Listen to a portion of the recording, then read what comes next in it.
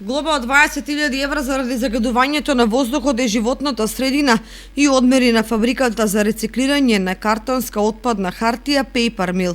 Државниот инспекторат за заштита на животната средина. Контролите и мерењата покажале дека и покрај ново инсталираната опрема, оџакот на фабриката продолжил да емитува PM10 честички и јаглерод диоксид над дозволените количини кои ги пропишува дозволата. Граничните вредности биле надминати и покрај тоа што се изврши ново мерење по инсталирањето на филтер за пониски вредности на PM частичките, рече на денешната пресконференција Ана Петровска, директорка на инспекторатот. Фабриката од Кочани претходно добила решение да се направат известни технолошки подобрувања на котелот за пелети.